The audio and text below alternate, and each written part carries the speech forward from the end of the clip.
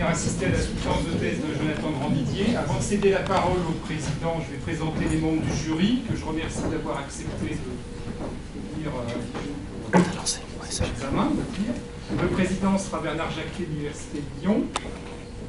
Parmi les rapporteurs, on a le professeur Joachim Crème de l'Université de Graz, le professeur Fred Baïda, de Besançon, Aurélien Bruyant vient de l'Université de Troyes, et puis les représentants locaux sont Gérard Coadéfran, qui est co-directeur de thèse, et Alain Dehaut, moi-même, directeur administratif.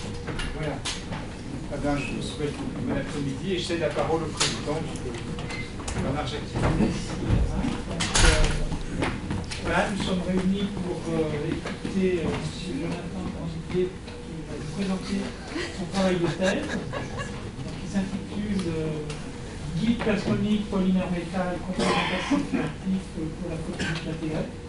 Donc vous avez 40-45 minutes pour faire votre exposé, et puis après ça nous reste des questions, comme à l'habitude. Merci. Donc ce travail, je vais commencer cette présentation par une courte introduction sur le projet et ses partenaires. On verra ensuite l'état de l'art et les composants plasmoniques intégrés, avant de voir les placements polarisants de surface propagatique, puis un chapitre théorique sur les guides plasmoniques polymères métal, qu'on appellera DLSPPW, avant de voir une caractérisation expérimentale d'un DLSPPW, puis une intégration dans un rubandeur de largeur finie, avant de voir, pour le dernier chapitre, un gain optique dans un guide plasmonique. Donc ce travail cette thèse s'insère dans le projet européen Plasmocom, qui a eu lieu de 2006 jusqu'à 2009, qui est en train de se terminer, et dont l'Université de Bourgogne fait partie. Le projet est coordonné par l'Université de Queen's à Belfast. Donc ça va mettre tout de suite à la première partie, sur les composants plasmoniques intégrés. On verra dans un premier temps les problèmes liés à l'électronique, avant de voir la photonique intégrée, puis quelques exemples de composants passifs. Alors, j'ai représenté ici une publication du journal de l'IBM, donc qui nous montre les paramètres liés à la technologie, à la miniaturisation. Donc, on peut voir ici que pour une miniaturisation, on peut voir que ça permet d'avoir des temps de commutation plus courts, mais en parallèle, ça augmente le temps de latence, qu'on appellera le temps de latence lié à R et C, c'est-à-dire à la résistance et à la capacité. Et on peut voir que plus on miniaturise, c'est-à-dire lorsqu'on on est de plus en plus miniaturisé, eh bien, on augmente la résistance, on augmente l'air plutôt, qui est lié à la résistance. Donc on diminue l'air et donc on augmente la résistance, et en parallèle, donc ça augmente la latence RC. Donc finalement, le fait de miniaturiser, eh bien, ça inclut la conséquence et une augmentation du temps de réponse global. Donc c'est ce qui nous a amené à vouloir utiliser la photonique pour des interconnexions entre puces. Donc on peut voir sur ce schéma que la photonique permet d'avoir une bande passante beaucoup plus grande que l'électronique. Donc le problème lié à la photonique est la dimension critique. Donc on a une limite qui est ici, il y a la dimension critique. Et la plasmonique qu'on va introduire permettrait d'allier les avantages de l'électronique au niveau de la miniaturisation avec les avantages de la photonique au niveau de la bande passante. Donc on pourrait imaginer à terme d'avoir des connexions entre puces optiques ou plutôt plasmoniques. Donc avec des guides plasmon, avec des modulations et des routages, des excitations et détections comme un circuit plasmonique intégré. Donc j'ai représenté ici les premiers exemples de composants passifs réalisés à Dijon. Donc on a représenté ici un séparateur 50-50 qui est réalisé. Et ici on peut voir une loi de Moore liée qui concerne les filtres optiques. Donc le dernier point, qui est le plus haut, correspond à des guides plasmoniques qui sont les plasmons polaritons de canal étudiés par Bosevolny à Aalborg. Et donc c'est un exemple de filtre optique, tout comme les résonateurs que je présente ici, qui sont aussi des filtres optiques. Donc ça m'amène à la deuxième partie et au placement polariton de surface propagatif. Donc on verra dans un premier temps le profil du mode, avant de voir le confinement modal, puis l'excitation et la caractérisation d'un mode placement. Donc le système considéré est le suivant. C'est un système à 4 couches, un substrat de verre, une couche d'or, un diélectrique et de l'air au-dessus. Donc ce système va nous permettre de présenter un placement polariton de surface propagatif, de décrire les caractéristiques importantes de ces modes et de discuter des outils de caractérisation expérimentale. Donc, on va se placer à la longueur d'onde télécom, 1,55 micromètres de longueur d'onde. Et au début, pour étudier le mode, on fixe l'épaisseur de métal à 50 nanomètres et l'épaisseur de diélectrique à 300 nanomètres. Donc j'ai représenté ici les vecteurs d'onde dans chacune des couches. Et ici, les deux paramètres qui sont les coefficients de réflexion à l'interface PMMA-R, et qu'on appellera R+, et le coefficient de réflexion à l'interface PMMA-OR, qu'on appellera R-. Donc, voici leur expression qui est directement liée qui découle des coefficients de Fresnel simple interface. Et donc pour avoir un mode guidé dans le polymère, dans le PMMA, eh bien, les conditions de résonance imposent qu'on ait le produit R+, R- égal à 1. Donc j'ai représenté ici, sur cette courbe, le produit R+, R- en fonction de la composante en X du vecteur d'onde. Et on peut voir qu'il existe une valeur, ici qui est de 5,21 micromètres moins 1, où la partie réelle de R+, R- est égale à 1, et la partie imaginaire égale à 0. Donc ce qui nous montre bien qu'on a un mode guidé, et que son indice effectif est peut-être déduit de cette valeur. Donc c'est l'indice effectif du mode guidé de cette structure. Donc voici, maintenant qu'on a pu voir qu'il existait un mode dans cette structure, on va s'intéresser à la façon d'exciter ce mode. Donc on envoie une onde incidente par le dessous, par le vert, et on regarde la valeur de la réflectivité.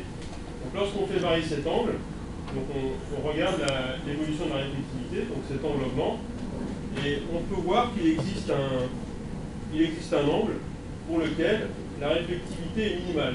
Ici, ça correspond à une constante de propagation identique à celle trouvée précédemment de 5,21 micromètres, ce qui nous montre bien qu'on a excité le mode. Et lorsqu'on continue d'augmenter l'angle, eh bien la réflectivité redevient proche de 1. Donc j'ai représenté ici les vecteurs, le champ électrique, donc correspondant à l'angle maximal, l'angle placement.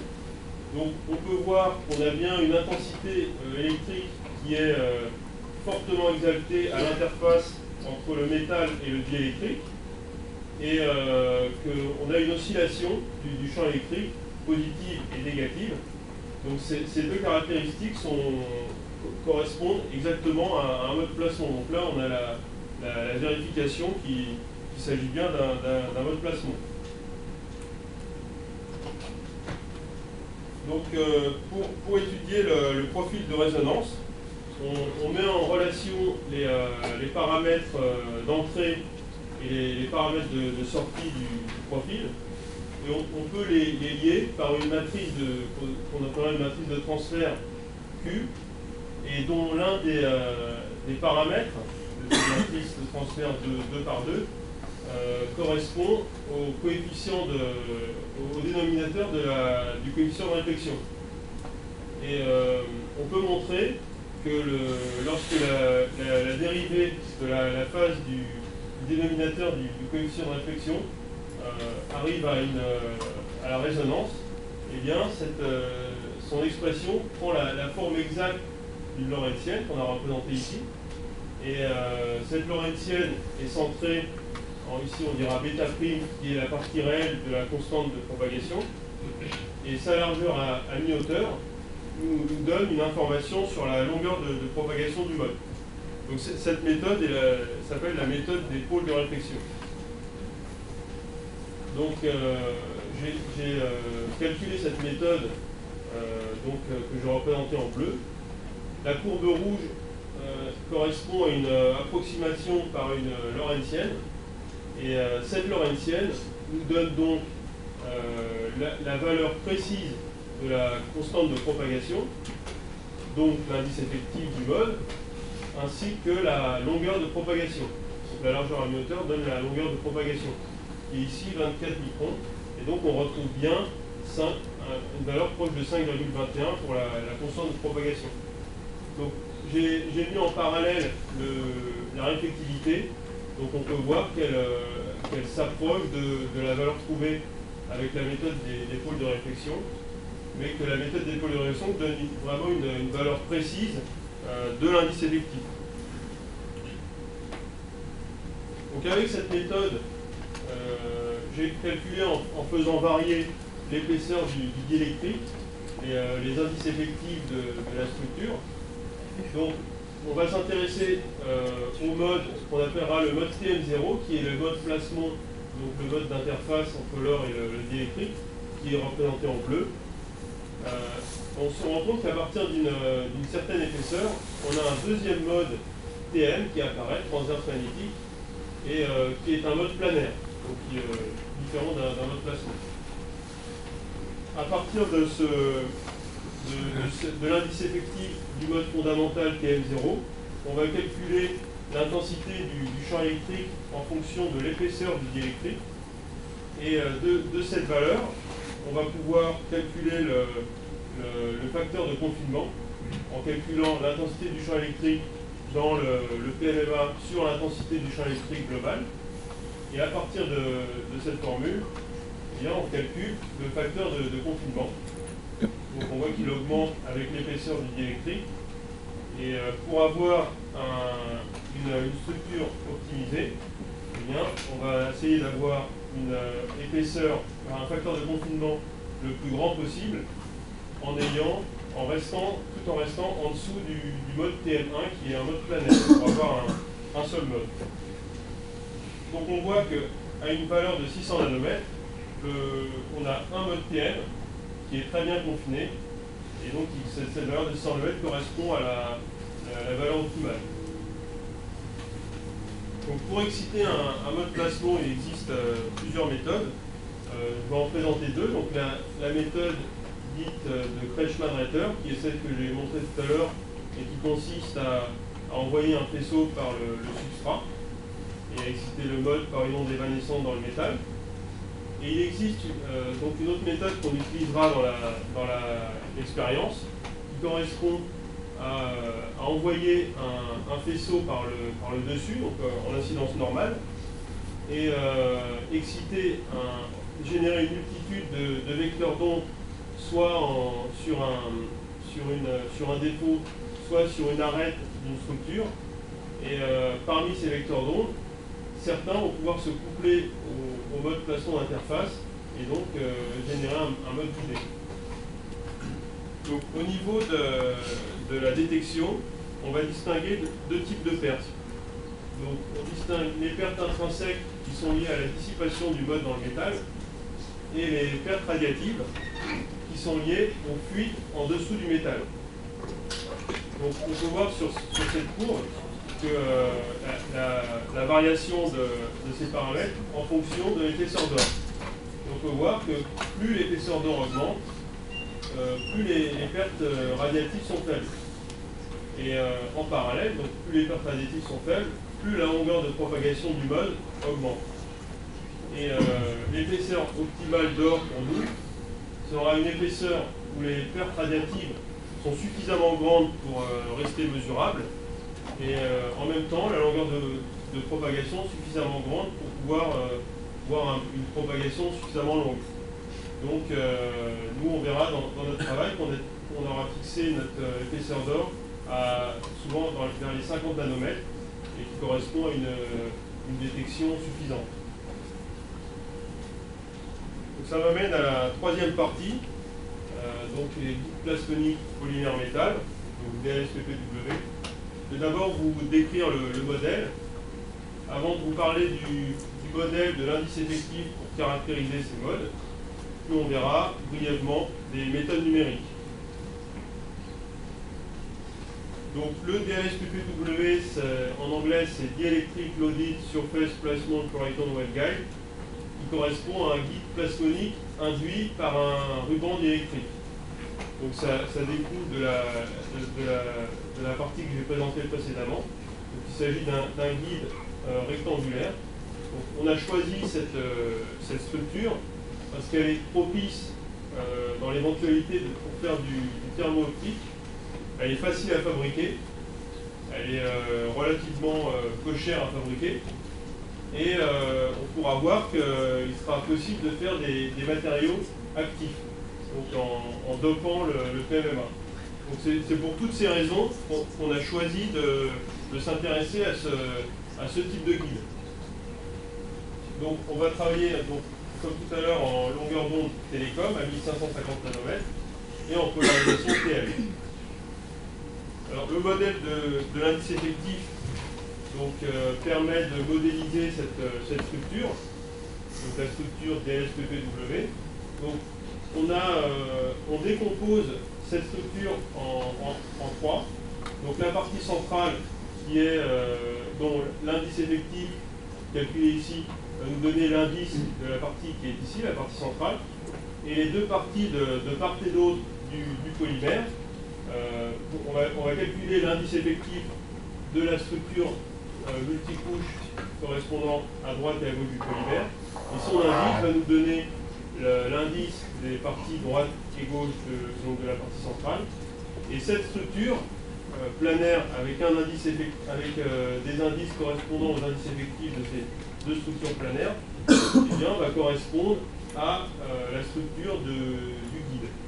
Donc c'est avec ce modèle simplifié qu'on va pouvoir étudier grossièrement le guide DLSPPW.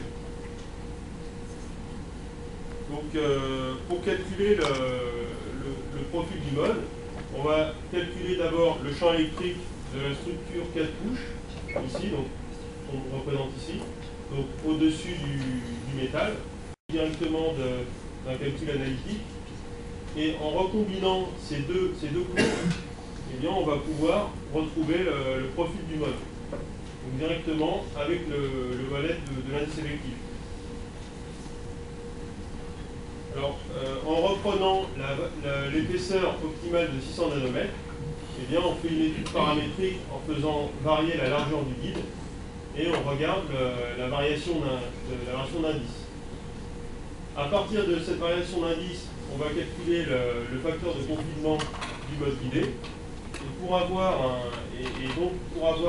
mode, un guide optimisé, eh bien, on va regarder où est le facteur de confinement le plus élevé, tout en restant en dessous du deuxième mode. Donc on est bien monomodal et le facteur de confinement est le plus élevé possible. Donc cette dimension a été trouvée à 600 nanomètres. Donc avec une dimension de 600 nanomètres par 600 nanomètres, on peut avoir un facteur de confinement de 71%. Et voici le profil calculé avec le modèle de l'indice effectif. Donc maintenant qu'on a pu caractériser le guide dans sa totalité avec le modèle de l'indice effectif, on va garder les paramètres de 600 nanomètres par 600 nanomètres et faire le comparer avec des méthodes numériques. Dans un premier temps, la méthode différentielle, donc, qui nous permet d'avoir l'indice effectif ainsi que la distance de propagation, ainsi que la méthode de la fonction de Green, qui nous permet en un seul calcul d'avoir l'indice effectif et la longueur de propagation. Donc, ce sont des méthodes numériques exactes et on les a comparées avec le modèle de l'indice effectif calculé et on voit que l'accord est assez bon pour les trois méthodes, aussi bien pour l'indice effectif que pour la longueur de propagation. Ça m'amène à la quatrième partie expérimentale. Donc, après une courte étude théorique à 780 nanomètres, on verra une méthode pour fabriquer des échantillons, puis une caractérisation expérimentale. Donc jusqu'à maintenant, je vous ai présenté le modèle à 1,5 micron à la longueur d'onde télécom. On va maintenant se placer pour la partie expérimentale à 780 nanomètres, parce qu'à cette longueur d'onde, eh bien, les fuites en dessous du métal sont plus importantes et plus simple à caractériser. Et donc c'est une méthode, et cette longueur d'onde va nous permettre de mettre au point le montage et d'adapter le caractère expérimental. Donc voilà pourquoi on est passé à 780 nanomètres, donc à la limite du visible.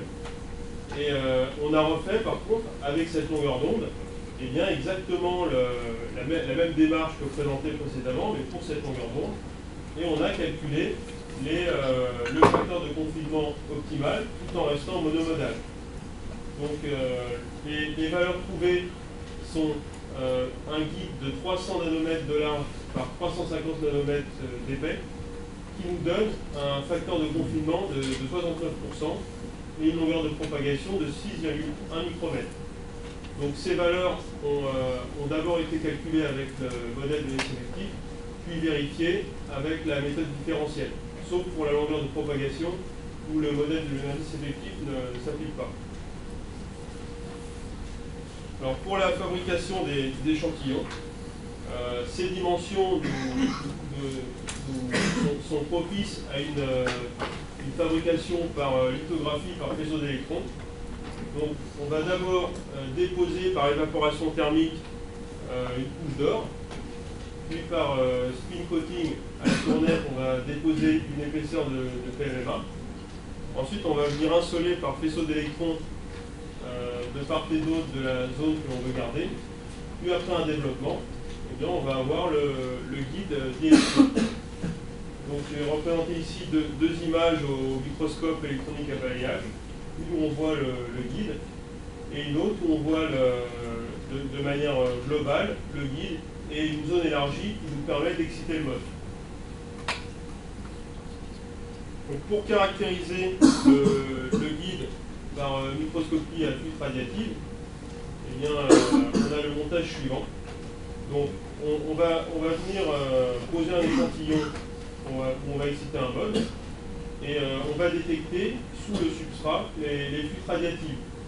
D'abord dans le plan direct, donc on voit ici le mode guidé dans l'espace X, Y, mais aussi dans le plan de Fourier où espace des vecteurs d'onde. Donc on a en abscisse Kx et en ordonnée Ky. Donc on va pouvoir caractériser le guide dans les deux espaces. Donc pour la caractérisation expérimentale, on met une caméra CCD en sortie de microscope, juste après la lentille tube. Donc on peut voir le mode guidé. Une autre manière de voir ce mode consiste à rajouter un doublet de lentilles juste après la lentille tube. Bien optimisé, on peut retrouver l'image. Alors l'avantage de ce montage est qu'en enlevant uniquement une lentille, eh bien, on peut passer immédiatement à l'espace des vecteurs d'onde. Il suffit finalement de rajouter ou d'enlever la lentille pour passer d'un espace à l'autre. Donc on peut vraiment caractériser de manière complète le guide avec ce montage. Donc on a fait une caractérisation, une comparaison simulation-expérience. Donc voici un calcul réalisé avec la méthode différentielle qui nous permet de calculer l'indice effectif du mode guidé. Et ici une image expérimentale. Donc on peut voir le plan de Fourier.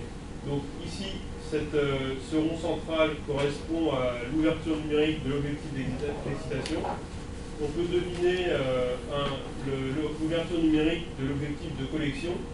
Et ce sont ces deux valeurs, ces deux paramètres, qui nous permettent de calibrer le plan de Fourier en espace des vecteurs d'onde.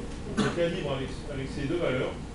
Et on peut ensuite en déduire la valeur du mode placement qui correspond à ces deux demi-lunes, donc du placement hors R. Et ici, on a une barre horizontale, un indice KY constant, donc qui correspond au mode guidé du placement. Donc on voit bien la barre horizontale qui correspond. Donc la valeur trouvée ici à 1,26, assez proche de la valeur calculée numériquement. On a ensuite fait une étude en longueur de propagation. Donc d'abord avec la méthode différentielle, où on trouve une longueur de propagation de 6,1 micromètres. Donc expérimentalement, on va avoir une image du mode. On va en 0 mettre mesurer la décroissance exponentielle, faire une coupe au centre du guide. Et ici, on se met en échelle semi-log. Et on peut déduire la distance de propagation du mode guidé. Donc on a ici une valeur de 5,48 microns plus ou moins 0,6 qui est assez proche de la valeur calculée numériquement. Donc on a ensuite fait une étude en longueur d'onde. Donc on a fait varier la longueur d'onde de 750 nanomètres jusqu'à 900 nanomètres. Et on a mesuré les différentes distances de propagation par pas de 10 nanomètres de longueur d'onde. Donc on peut voir les points bleus qui sont des points expérimentaux, que plus on augmente la longueur d'onde, plus la longueur de propagation augmente. En parallèle, sur la courbe verte, vous pouvez voir le résultat du calcul numérique réalisé avec la méthode différentielle, qui suit le même comportement. Et donc, on peut considérer, donc en réalité, ce qui se passe, c'est que plus vous augmentez la longueur d'onde, plus le métal se rapproche d'un métal parfait, et donc moins on a de pertes, et donc plus la longueur de propagation va augmenter. Donc, ça m'amène à la cinquième partie, qui est la réalisation de VLSPPW avec un ruban d'or de largeur finie. Donc voici le nouveau modèle considéré. Maintenant, on a une largeur de métal fini. Donc l'intérêt d'une telle structure est qu'elle va nous permettre de faire d'être plus intégrable dans une circuiterie. On va se mettre en longueur d'onde télécom, donc on va plus coller au projet. Et donc voici la structure en longueur d'onde télécom. Donc les paramètres optimisés seront de 600 nanomètres par 600 nanomètres. Et donc avec ces paramètres, on va pouvoir faire une réalisation de photolithographie UV, parce que les dimensions critiques sont de 400 nanomètres. Donc voici la méthode de fabrication des échantillons. Donc c'est une méthode de photolithographie UV à deux niveaux. Donc on va d'abord déposer une résine commerciale de la ZNLock, où on va faire une première insolation correspondant au motif du ruban d'or, puis un développement. Donc je vais nous laisser la place vide pour faire une évaporation thermique d'or. Puis après un lift-off, on va éliminer la résine de part et d'autre du ruban d'or, et il va nous rester uniquement le ruban d'or. Ensuite, on va faire un spin coating de PMMA, et avec une deuxième exposition, avec un deuxième masque, on va réaliser le motif du PMMA. Et voici le résultat. Donc, je présente ici des images expérimentales, donc réalisées au microscope électronique à balayage. Donc on peut voir ici que le guide est parfaitement centré. Donc le guide de PMMA est parfaitement centré sur le ruban d'or. Donc ici un ruban d'or de 2,75 micromètres. Et ici un ruban d'or qui est le plus petit réalisé, qui est de 1 micromètre. Et donc une vue globale où on a le guide qui est sur le ruban d'or. On a aussi fait une image AFM qui nous a permis de calculer, enfin d'avoir l'épaisseur du guide et ainsi de le caractériser de manière complète. Donc on fait ensuite une caractérisation expérimentale, donc dans le temps direct ainsi que dans le temps de Fourier. Et donc on mesure avec expérimentalement la longueur de propagation du mode guidé. Et en parallèle, on fait des simulations numériques avec la méthode différentielle et la méthode de la fonction de Green pour vérifier qu'on a bien des valeurs correspondantes. Donc ici, pour un guide, qui fait 1,5 micromètre de large. Donc on a caractérisé ensuite notre structure en faisant varier la largeur du guide d'or.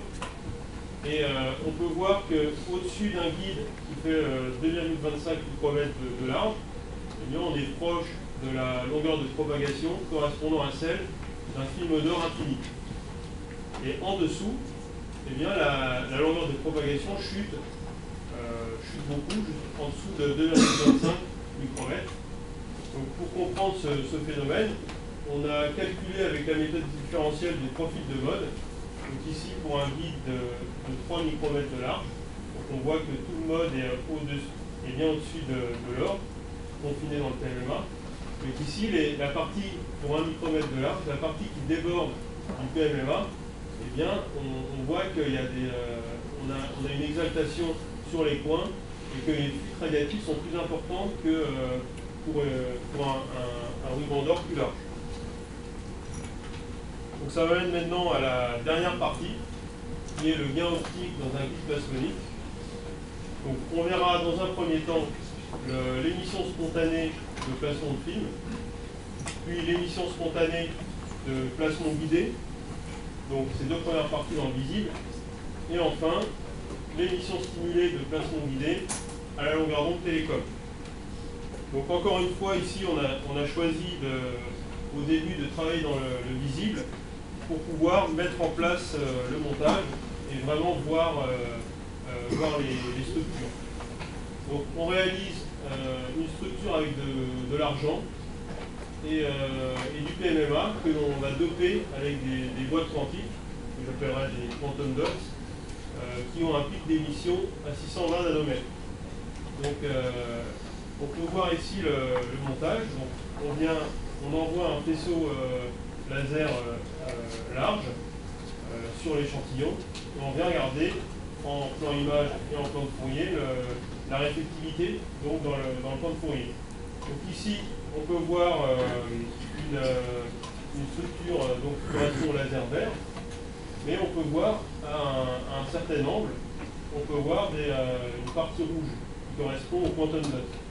Donc pour pouvoir voir exactement ce qui se passait ici, bien, on a mis un filtre, on a remplacé le miroir 50-50 par un filtre dichroïque et on a regardé uniquement, on a bloqué la partie du laser vert, la partie d'excitation, on a regardé uniquement la réponse des quantum dots. On a pu observer de l'émission couplée de quantum dots au placement de surface argent PMMA. Donc on a calculé pour voir que l'indice électrique correspondait bien.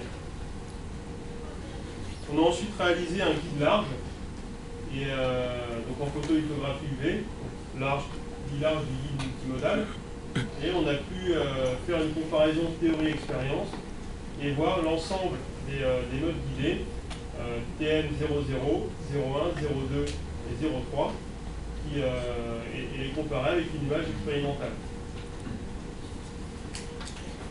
Donc on a ensuite fait donc maintenant, après avoir bien optimisé le montage dans le visible, et on a fait le même montage en longueur d'onde télécom. Donc on a acheté des quantum dots à la compagnie Evident. Donc les caractéristiques de ces quantum dots qui sont très absorbants à 532 nanomètres, qui sera notre longueur d'onde d'excitation.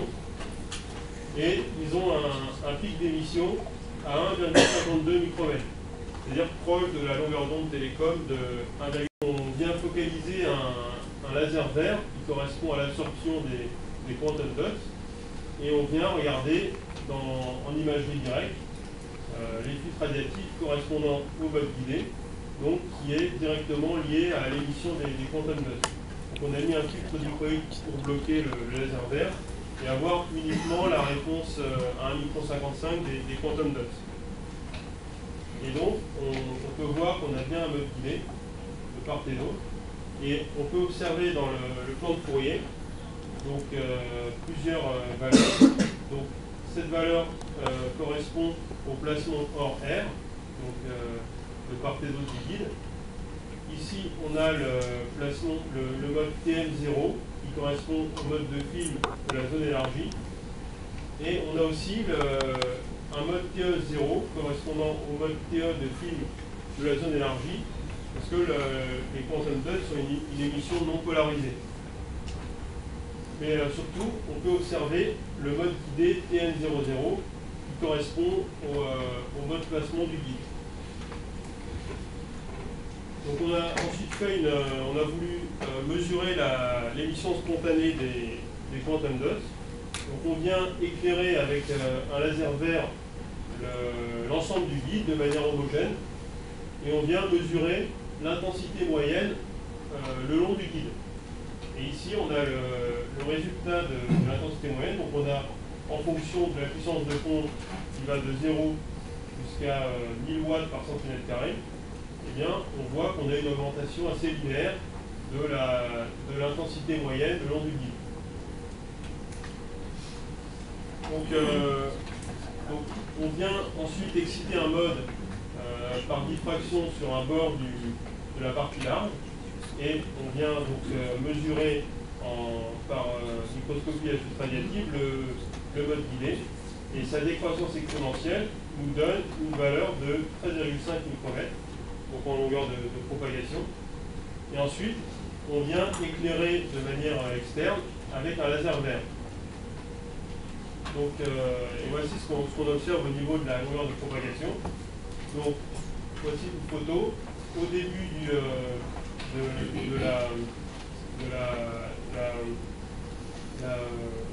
l'excitation avec le laser vert. On voit que la longueur de propagation reste assez constante et aux alentours de 13,5 microns. Et à partir d'environ 500 watts par centimètre carré, eh bien on mesure une augmentation de la longueur de propagation qui est due à l'émission stimulée des quantum dots par le mode guidé. Et on arrive jusqu'à 1000 watts par centimètre carré à une valeur de 27%. Donc on a fait une deuxième étude dans le plan de Fourier, dans l'espace des vecteurs d'onde. Donc pour pouvoir mettre vraiment en valeur le mode guidé, eh bien on a utilisé une lentille avec une très grande distance focale, ici de 1 mètre, et on a pu faire un zoom optique sur la partie du mode guidé, donc la partie qui nous intéresse. Et donc ce mode guidé a la forme d'une lorentzienne. Et on a fait une coupe du mode guidé ici, une coupe expérimentale. Et on a mesuré, donc, en absence de puissance de pont, on a mesuré la largeur à mi-hauteur de la lorentzienne. Et on a vérifié qu'on pouvait trouver la longueur de propagation et surtout qu'elle correspondait bien à la longueur de propagation trouvée dans le plan d'imagerie. Ensuite, on a fait varier la puissance de pompe jusqu'à 1000 watts par centimètre carré. Donc jusqu'à 500, on a eu une valeur constante de la largeur à mi-hauteur. Et à partir de 500, on a pu observer une diminution de la largeur à mi-hauteur de la lorentzienne dont on a fait l'approximation. Et ce qui nous montre encore une fois qu'on a bien de l'émission stimulée. Donc voici le mécanisme de l'émission stimulée qu'on a pu montré. Donc les boîtes quantiques au repos sont dans l'état qu'on va appeler N1. Lorsqu'on les éclaire avec un laser vert à 532 nanomètres, on va les exciter dans leur état N2. Puis, après être redescendues dans leur état N3, eh bien, elles vont se relaxer en émettant un photon correspondant au photon incident sur la boîte quantique. Et donc créer un deuxième photon qui va correspondre à de l'émission stimulée. Donc voici ici la courbe de dispersion du spectre d'émission des quantum dots. Et donc là on voit le spectre d'émission qui est assez large. Et on voit qu'à 1 micron 55, eh bien, ça correspond à cette valeur. Donc lorsque l'on va créer de l'émission stimulée à 1 micron 55, eh bien, on va augmenter le pic d'émission à cette valeur d'émission stimulée. Et en parallèle, eh bien, on va diminuer l'émission spontanée aux autres longueurs d'onde. Et donc, ce qui explique que ce spectre étant lié à la largeur à mi-hauteur du mode guidé, ça explique clairement la diminution de la largeur à mi-hauteur du mode guidé. Alors, on a ensuite fait une comparaison entre la théorie et l'expérience. Donc on a représenté ici le coefficient intrinsèque de gain optique. Voici la formule. Donc en bleu, on voit les points expérimentaux. Donc lorsqu'on fait varier la puissance de pompe, on reste à 0. Et donc lorsqu'on augmente la puissance de pompe, donc on voit que le coefficient intrinsèque de gain optique augmente. Et la courbe verte correspond à une valeur théorique où en fait on a calculé avec la partie imaginaire de l'indice effectif, dans la partie imaginaire de la constante diélectrique du PMMA, et un des paramètres, mais aussi la section efficace d'absorption des quantum dots, puis le nombre de quantum dots. Donc tous ces paramètres nous ont permis de calculer cette courbe. Et on avait un autre paramètre qui était inconnu, qui était la section efficace d'émission. Donc ce paramètre, on en a fait une approximation pour avoir une courbe qui correspondait bien à la courbe expérimentale, tout en ayant vérifié que ce paramètre correspondait bien à une valeur plausible de la section efficace d'émission. Donc pour limiter donc, étant donné qu'on a vu une caractérisation par microscopie à filtre radiative, on avait beaucoup de pertes dues de pertes radiatives. Donc pour limiter ces pertes, on a fait des simulations avec 100 nanomètres d'or, où les pertes radiatives sont quasiment nulles. Et donc on a fait varier la partie imaginaire de la constante diélectrique du PMMA de 0 à 3 10-2 en négatif. Et on a regardé, pour la valeur correspondant à celle mesurée expérimentalement, on a regardé où on pouvait se situer. Donc quelle était la valeur qu'on pouvait espérer en annulant les pertes radiatives. Et on s'est rendu compte qu'avec cette valeur de 16,5 10-3, eh bien, on était assez proche du seuil d'amplification qui nous permettrait de réaliser de l'amplification optique. Donc j'ai représenté ici deux courbes, une en dessous du seuil d'amplification, donc la courbe noire, et une au-dessus. Donc on voit qu'on a une amplification. Donc ça, ce sont des mesures théoriques. Donc ça me mène à la conclusion. Donc on a pu voir dans un premier temps la réalisation d'un DLSPPW supportant un mode très confiné. Puis avec un ruban d'or pour la photonie intégrée, avant de voir l'émission couplée de plasmon avec des quantum dots. Et enfin, la caractérisation expérimentale du gain optique par émission stimulée de plasmon de surface. Donc les perspectives de ce travail seraient de réaliser un amplificateur plasmonique, donc un spaser, correspondrait à l'analogue du laser pour la plasmonique. Ensuite, d'adapter de tels grés avec des composants photoniques intégrés avec des zones de multiplexage. Voilà. Je vous remercie.